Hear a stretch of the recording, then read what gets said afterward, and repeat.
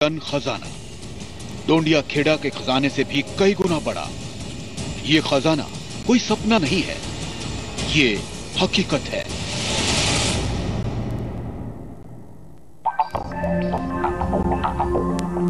इस हकीकत की तहकीकात करने जी मीडिया की टीम निकल पड़ी एक लंबे सफर पे।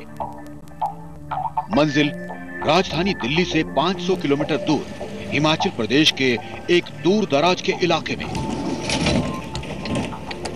दिल्ली से मनाली के रास्ते में मंडी तक 10 घंटे का सफर और वहां से 3 घंटे का संकरा और घुमावदार पहाड़ी रास्ता।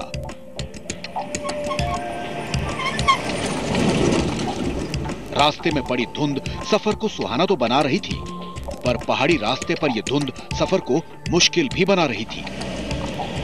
3 घंटे के इस मुश्किल सफर के बाद हमारी गाड़ी पहुंची रोहंडा नाम के इस छोटे से कस्बे में सुबह करीब 7 बजे। दिल्ली के गर्म मौसम से अलग कड़ाके की ठंड ने हमें गर्म कपड़े पहनने को मजबूर कर दिया। नमस्कार, आज हम आपको लेकर चल रहे हैं आस्था और रहस्य के एक अनोखे सफर पर। इस वक्त मैं खड़ा हूं राजधानी दिल्ली से करीब 500 किलोमीटर दूर हिमाचल प्रदेश के एक कस्बे रोहंडा में, और हमारी मंजिल है दूर पहाड़ी की चोटी पर देव कमरूनाग का मंदिर। कई घंटे की ट्रैकिंग के बाद हम लोग इस मंदिर तक पहुंच सकते हैं, और फिर अब हम शुरू कर रहे हैं आज की इस यात्रा को।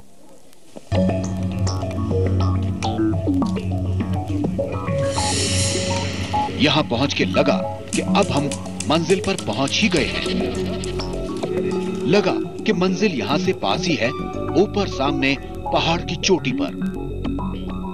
पहाड़ की चोटी तक 9 किलोमीटर लंबी ट्रैकिंग, पहाड़ पर एकदम सीधी चढ़ाई। यहां से सफर शुरू करके जल्द ही ये एहसास हो गया कि असली सफर तो अब शुरू हुआ है।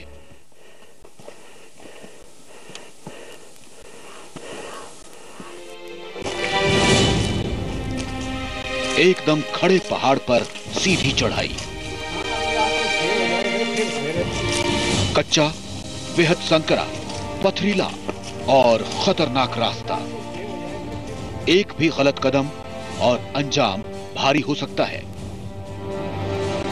रास्ते में कुछ स्थानीय लोगों से बात हुई तो कई ऐसी बातों का पता चला जो सदियों से यहाँ के लोगों को तो पता थी, पर यहाँ से बाहर कभी नहीं निकली। इस पूरे इलाके का संबंध रामायण काल, महाभारत के युद्ध और पांडवों से है, और इसके प्रमाण हमें रास्ते में मिलते चले गए।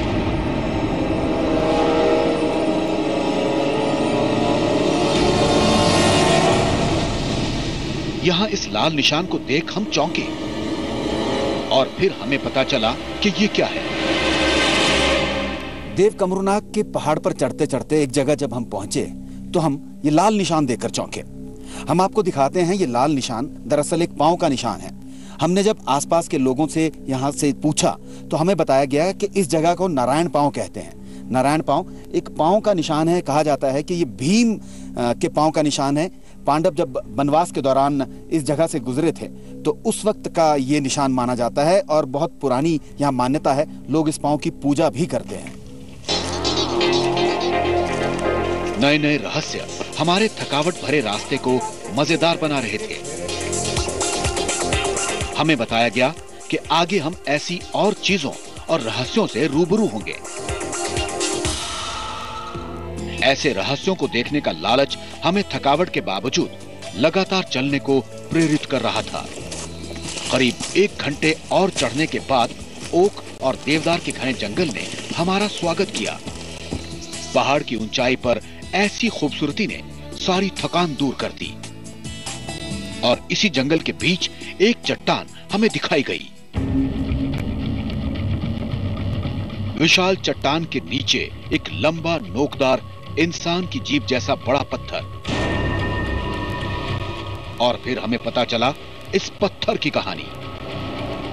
कई घंटे की चढ़ाई चढ़ने के बाद हम एक जगह पहुंचे तो हमें बताया गया कि दंत कथा के मुताबिक ये सामने दिख रही एक राक्षसी की जीभ है।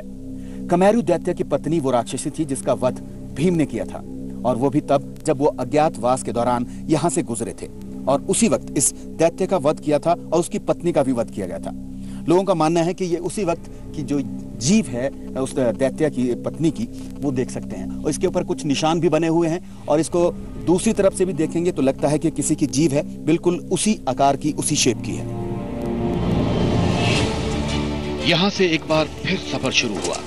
हमारी मंजिल तो थी पहाड़ की चोटी के ठीक ऊपर बना एक मंदिर, और उस मंदिर के एक बड़े खजाने का रहस्य। लेकिन फिलहाल हम रास्ते में मिल रहे इन पौराणिक रहस्यों को जानकर सब कुछ भूल से गए थे। हम और भी बहुत कुछ जानना चाह रहे थे। जिज्ञासा बढ़ती ही जा रही थी। करीब 1 घंटा चलने के बाद एक और रहस्य हमारे सामने था।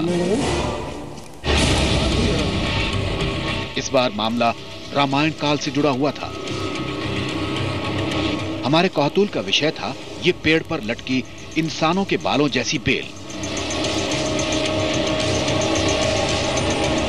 हमारे साथ चल रहे स्थानीय निवासी पिखलू राम चौहान ने इस बेल की कहानी कुछ इस तरह बताई कि जब रावण ने सीता मैया को चुराया था तो माता इस रास्ते से रावण जो लंका की ओर जा रहा था, तो अकस्मात ये उनकी जटाएं जो इन वृक्षों पे लिपटी पड़ी है, तो इस करके इसको हम यहाँ मान्यता देते हैं कि ये सीता मैया की जटा हैं और बाल हैं, इसलिए इसकी बड़ी एक मान्यता है इस स्थान पे। जी बिल्कुल, इनका कहना है कि ये सीता माता के बाल हैं जो उस वक्त यहाँ गिरे थे, और सिर्फ इसी जगह पर पेड़ों पर लटके हुए ये देख सकते हैं। बिल्कुल बाल की तरह ये लगते हैं, और इसकी ये भी मान्यता है कि लोग इन बालों को निकाल कर अपने घर ले जाते हैं, जो उनकी रक्षा करता है, कई मामलों में जादू टोनों से बचाता है, ऐसा यहाँ के स्थानीय लोगों का और दूर दूर से आने वाले श्रद्धालुओं का भी मानना है। यहाँ आकर लगा कि भूगोल का रिश्ता इतिहास या लोक कथाओं से कितना गहरा होता है। पहाड़, पेड़, चट्टान और कुल मिलाकर किसी जगह की आबो हवा सिर्फ किताबी नहीं होती। ये सारी चीजें अपने आप में जीती जागती कहानियां होती हैं। हम कुछ ही दूर बढ़े होंगे कि एक खास किस्म के फूल को देखकर ठिठक गए। फूलों का रंग ऐसा पहले कभी नहीं दिखा था, एकदम सांपों के जैसा। हम आस्था और विश्वास के सागर में लगातार चलते हुए अपनी मंजिल की तरफ बढ़ रहे थे। ठंड लगातार बढ़ती जा रही थी। कुछ देर बाद ही हमें बर्फ के दर्शन हो गए। कुछ दिन पहले हुई बर्फबारी के बाद काफी बर्फ अभी भी मौजूद थी। अब हमें बर्फ पर संभल के चलना पड़ रहा था।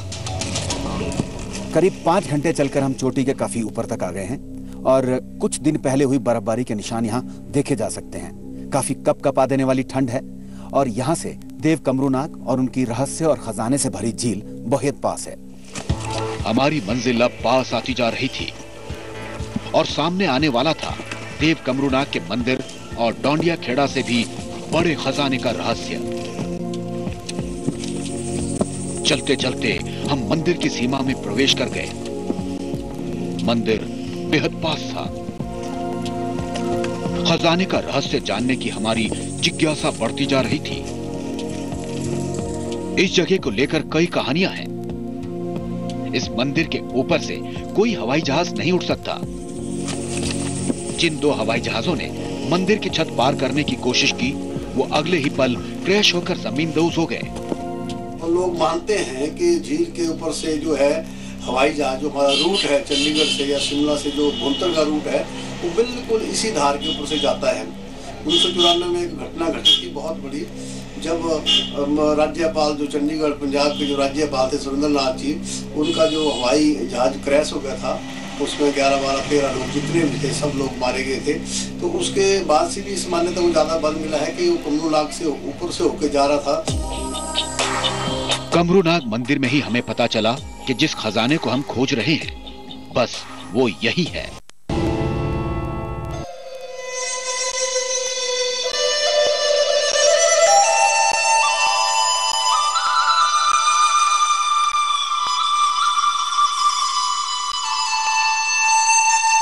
देव कमरूनाग मंदिर की चोटी पर खड़े थे और ढूंढ रहे थे कि आखिर कहां है वो खजाना जो डोंडिया खेड़ा के खजाने से भी कई गुना बड़ा है। चारों तरफ पेड़ों से घिरा मंदिर, बड़ा सा मैदान और एक बड़ी झील। लेकिन यहां खजाना कहां है? यहां तो चारों ओर शांति और खूबसूरती नजर आ रही है। जो खजाना नजर आ रहा है वो है प्रकृति के सौंदर्य का खजाना। तो फिर कहां है वो खजाना जो डोंडिया खेड़ा से भी कई गुना बड़ा है? तो हम आप पहुंचे हैं देव कमरूनाग के मंदिर में। आज हम आपको रूबरू कराएंगे देव कमरूनाग के मंदिर और उनकी इस रहस्य और खजाने से भरी हुई झील से। आखिर क्या है इस झील का रहस्य? क्यों इस पर नजर रहती है चोरों की और क्यों बार बार यहां चोर पहुंचते हैं चोरी करने? आखिर क्या है झील के अंदर? इन सब रहस्यों से हम आज आपको रूबरू कराएंगे। आप लोगों जैसे ही कई सवाल हमारे मन में भी थे। देव कमरूनाग के मंदिर में हर वक्त श्रद्धालुओं की भीड़ रहती है, लेकिन सर्दी और बर्फबारी के बाद करीब 4 महीने तक यहाँ कम ही लोग आते हैं। और कुछ दिनों बाद जब यह इलाका कई फीट ऊंची बर्फ की चादर में ढक जाता है तो फिर यहाँ आना मुमकिन नहीं रह जाता। इसके विषय में जैसे कमरूनाग की झील के बारे में है या सोना चांदी गिराने के बारे में जो बात चलती है, तो इसमें जो राजाओं के टाइम से करेंसी जो चांदी की होती थी और सोना का उस वक्त ये प्रचलन था करेंसियों के लिहाज से, तो ये सब जब ये झील में उस पैसे को डाला जाता है, आज भी ये परंपरा चली आई है और देवता के नाम से झील में भेंट चढ़ाते हैं। लेकिन अब हमारी नजर खोज रही थी वो झील जिसमें पानी नहीं सोना बहता है, जिसमें मछलियां की जगह हीरे जवाहरात तैरते हैं। ये तो जानने की तो अंदाजा ही नहीं है इसका कोई भी, मतलब अरबों खरबों के हिसाब से होगा, ये तो अंदाजा तो है ही नहीं कोई भी। सोना है, चांदी है, तांबा, पहले तो तांबा भी होता था, ये सब कुछ जाता है इसी में है। प्यारा करना इसके खुद अपने आप प्यारा करता है। हमारे कदम अब धीरे धीरे उस झील की तरफ बढ़ रहे थे। एक अजीब सा रोमांच था। मन में एक ही सवाल था कि आखिर ऐसा कैसे हो सकता है। एक छोटा सा ब्रेक और ब्रेक के बाद खजाने की झील।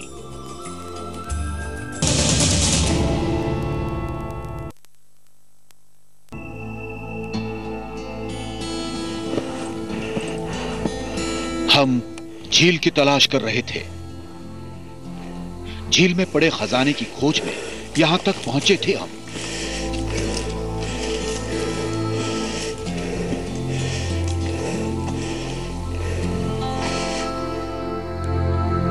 लेकिन अभी तक सिर्फ कहानियां ही मिली थी, सपनों वाली कहानियां, लोगों के मुंह सुनी सुनाई बातें।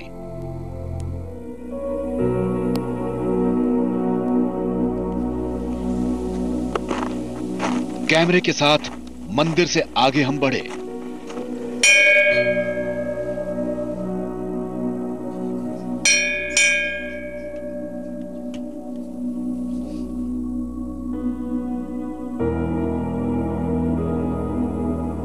महज चंद कदमों की दूरी पर थी वो झील जिसकी कहानी हमें दिल्ली से यहां तक खींच लाई थी, जिसमें पड़े खजाने को देखने के लिए हम भी उतावले हो रहे थे। तो हम आप पहुंचे हैं देव कमरूनाग के मंदिर में। आज हम आपको रूबरू कराएंगे देव कमरूनाग के मंदिर और उनकी इस रहस्य और खजाने से भरी हुई झील से। आखिर क्या है इस झील का रहस्य? क्यों इस पर नजर रहती है चोरों की और क्यों बार बार यहां चोर पहुंचते हैं चोरी करने? आखिर क्या है झील के अंदर?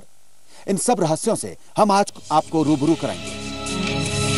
खजानों वाली वो झील हमारे सामने थी। कहा जाता है इसी झील में पड़ा है डोंडिया खेड़ा से भी बड़ा खजाना, 1000 टन से भी ज्यादा सोना, हजारों करोड़ के हीरे जवाहरात। कोई भी मतलब अरबों खरबों के हिसाब से होगा, ये तो अंदाजा तो है ही नहीं कोई भी। सोना है, चांदी है, तांबा, पहले तो तांबा भी होता था, ये सब कुछ जाता है इसी में है। प्यारा करना इसके खुद अपने आप प्यारा करता है। झील में पानी की जगह सोना बहता है, मछलियों की जगह हीरे जवाहरात तैरते हैं, लेकिन मंदिर के सामने इस झील में यह खजाना आता कहां से है? हमारे मन में भी ये सवाल उमड़ रहे थे। हमने सोचा क्यों ना यहां रहने वालों से पूछ लिया जाए, शायद कोई जवाब मिल जाए। जो राजाओं के टाइम से करेंसी जो चांदी की होती थी और सोना का उस वक्त ये प्रचलन था करेंसियों के लिहाज से, तो ये सब जब ये झील में उस पैसे को डाला जाता है, आज भी ये परंपरा चली आई है और देवता के नाम से झील में भेंट चढ़ाते हैं। जवाब सुनकर हम भी चौंक पड़े। ये खजाना किसी राजे रजवाड़े का नहीं है, कोई सरकारी खजाना भी नहीं है। ये खजाना तो यहाँ आने वाले लोगों की आस्था और भक्ति की बदौलत है।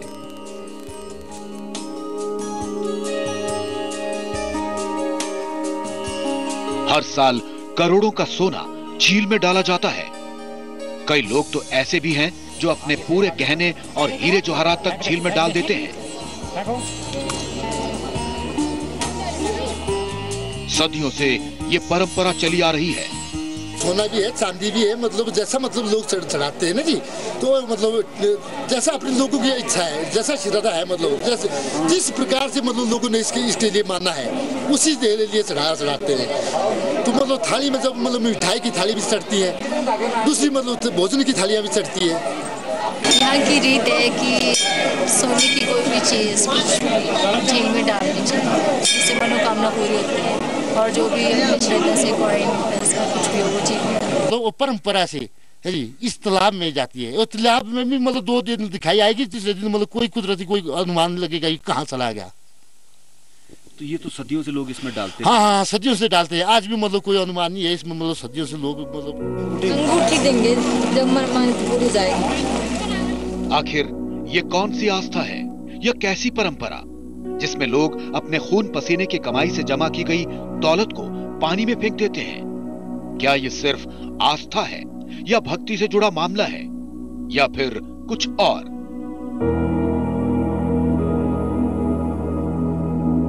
झील में हर साल आने वाले इन सोने चांदी के गहनों और हीरे जवाहरातों का क्या होता है? कहां जाता है ये बड़ा खजाना? इन सारे सवालों के जवाब भी हमें यही मिल गए। जो सोना हमारे मंदिर में चढ़ाया जाता है तो हमारी परंपरा के अनुसार जो है, मतलब जो हमारा परंपरा प्रथा है ना जी, पिछले से लेकर के सतयुग से लेकर के, तो इसकी जो क्या नाम मन भावना जो है मतलब वो इसकी भी एक तालाब की है, उड़ीसा की जितनी भी है मतलब, तो इसको मतलब हम भी मतलब पिछली परंपरा के अनुसार जो मतलब तालाब में इसको मतलब।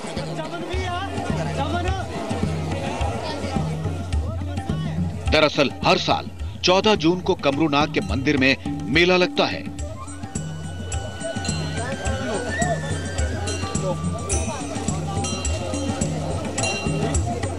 एक हफ्ते तक चलने वाले मेले में देश विदेश से श्रद्धालु आस्था और भक्ति के साथ आते हैं।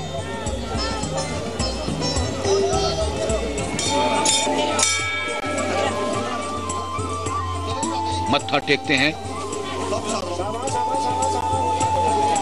मन्नत मांगते हैं।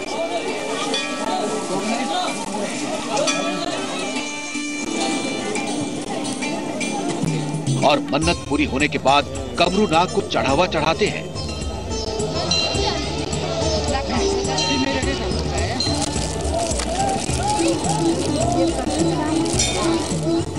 जिसमें न सिर्फ गहने बल्कि कैश और करेंसी नोट भी होते हैं।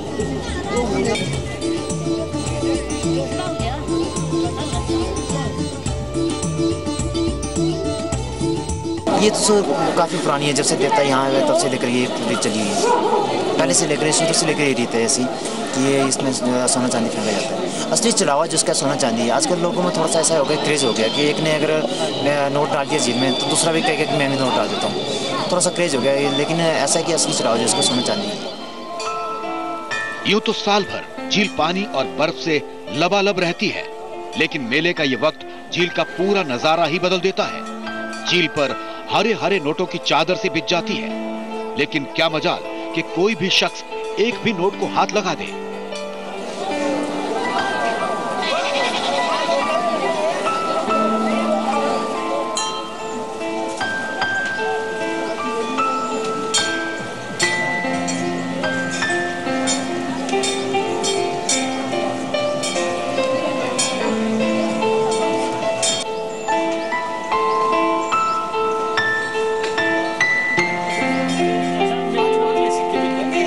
मेला खत्म होने के बाद इन नोटों को झील से निकालकर सुखाया जाता है, गिनती की जाती है और फिर बाजार से उतने ही रकम का सोना चांदी खरीदकर वापस झील में डाल दिया जाता है।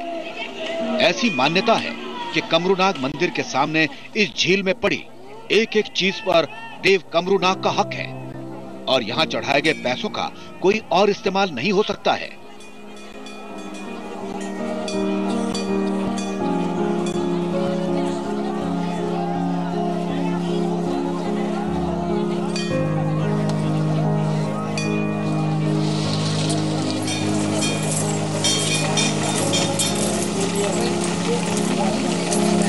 इन नोटों का जो जितने हमारे दिखाई में पड़ते हैं, इन नोटों को निकाल करके उतना ही हम मतलब सोना चांदी खरीद करके इसी झील में अर्पित कराते हैं। मतलब ये तो हम मतलब जब मेला खत्म हो जाएगा उसके बाद करेंगे हम इस काम को। क्या करेंगे? इस नोट को निकालेंगे और मतलब फिर मंडी जाएंगे, मंडी से मतलब सोना चांदी खरीद करके लगाएंगे और झील में अर्पित करा देंगे। दिल्ली से 500 किलोमीटर दूर करीब 10,000 फीट की ऊंचाई पर बनी यह कमरूनाग झील दिसंबर से अप्रैल तक पूरी तरह बर्फ से ढक जाती है, लेकिन कमरूनाग के दर्शन के लिए आने वालों की आस्था पर इसका कोई असर नहीं पड़ता। शिमला का यह परिवार कमरूनाग की आस्था का जीता जागता सबूत है। झील में बर्फ जमनी शुरू हो चुकी है, लेकिन मौसम की बेरुखी को दरकिनार कर ये लोग घंटों की ट्रैकिंग के बाद कमरूनाग मंदिर तक पहुंचे हैं।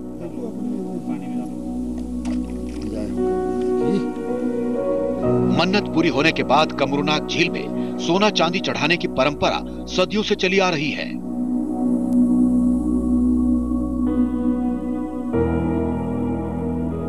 हमने यहाँ मुराद मांगी थी बच्चे के लिए, तो हमारे बेटा हुआ है। और जो भी हमने मन्नत के इसमें जो भी अर्पित किए हैं, जो आभूषण वगैरह जो भी यहाँ की जो मान्यता है वो हमने इस तालाब में जो है वो अर्पित कर दिए है। मान्यता है कि कमरूनाग के इस मंदिर से कोई भी खाली हाथ नहीं लौटता। हर किसी की मुराद पूरी करते हैं बाबा कमरूनाग। हर साल लाखों लोग अपनी मन्नत पूरी होने पर सोने चांदी के गहने, नकद, पैसे और हीरे जवाहरात झील में चढ़ाते हैं। सदियों से ऐसा होता आया है, लेकिन अब भी झील पूरी तरह भरी नहीं है, जिससे हमारे मन में कई सवाल उठने लगे।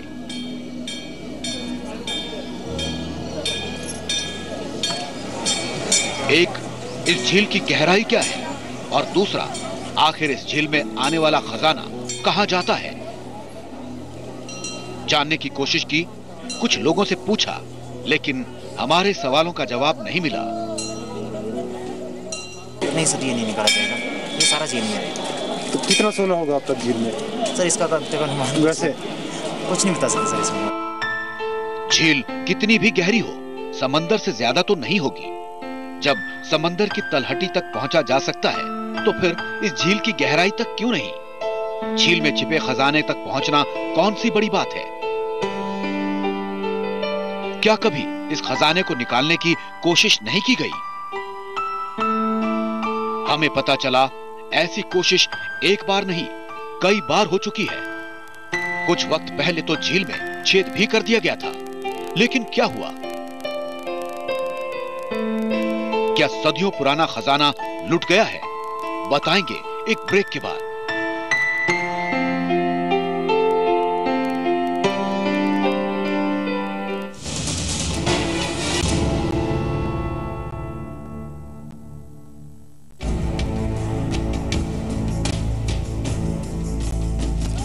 कमरूनाग झील में हजारों करोड़ का खजाना है, ये सबको पता है, सरकार को, पुलिस को और चोरों को भी। हालांकि हिमाचल प्रदेश में कमरूनाग के लिए गहरी आस्था है। खजाने की चोरी तो छोड़िए, खजाने को छूने की सोचने तक से डरते हैं लोग, पाप समझते हैं। आस्था और मान्यताओं के बीच राज्य सरकार ने भी खजाने की सुरक्षा को लेकर कई इंतजाम किए हैं, लेकिन देव कमरूनाग में आस्था रखने वाले कहते हैं कि कमरूनाग के खजाने को किसी हिफाजत की जरूरत नहीं है। खुद देव कमरूनाग खजाने की हिफाजत करते हैं। चोरों का खतरा रहता है जी, चोरों का खतरा रहता है, क्योंकि मतलब परंपरा का बना हुआ ना जी, परंपरा का बना हुआ कि मतलब हम ही लोगों ने मतलब इस झील में मतलब चलो इस भगवान की हुई चाहे हमारी लोगों की गलती हुई, तो मतलब इससे हमने मतलब इसके आधार से हमने मतलब झील में डाल दिया है जी। तो मतलब फिर चोरों का खतरा रहता है थोड़ा ना, मतलब कोई आदमी आजकल मतलब कलयुग में मतलब कोई चोर भी है, कोई प्रधान भी है, कोई ऐसे भी है तैसे भी, तो मतलब आजकल मतलब इसका मतलब जो यहाँ मतलब हम चौकीदार भी रखे हुए ना, इनको भी चोर का भैया रहता है थोड़ा, मतलब इनके लिए हमने अंडरग्राउंड सराय बना दिए अंदर की, मतलब अपनी सेफ्टी में रहना कि मतलब बाहर अगर आ जाएंगे तो मतलब आदमी से मतलब थोड़ा भय रह जाता है ना, उन्हें आते नहीं है, अब आदमी के वजह से आते नहीं। इतनी गहरी आस्था और सुरक्षा के इंतजामों के बावजूद ये सुनते ही हमें तगड़ा झटका लगा कि खजाने को हथियाने या चुराने की कई बार कोशिश हो चुकी है। कभी झील में कूदकर तो कभी जाल डालकर चोरों ने खजाने पर हाथ साफ करने की हर मुमकिन कोशिश की। तो चोर हम देखे नहीं है, मतलब ये झील जम जाता है ना, मतलब सर्दी आ जाती है तो मतलब ये पानी जो है जम जाता है सारा। जब पानी जमता है तो मतलब फिर चलने में मतलब आसानी हो जाती है ना उनको। फिर जो है मतलब ये कुल्हाड़ी से मतलब ऐसे मतलब छोटे मोटे खोड़े बना लेंगे, मतलब इनसे मतलब फरुए वगैरह लगाए उसके साथ निकाल लेते हैं, मतलब किचड़ मिचड़, बाकी मतलब पानी के अंदर जाते हैं। खजाना हासिल करने के लिए कुछ वक्त पहले चोरों ने एक और कोशिश की, फुल प्रूफ प्लान बनाया, ऐसा प्लान जिसकी कल्पना भी मुमकिन नहीं है।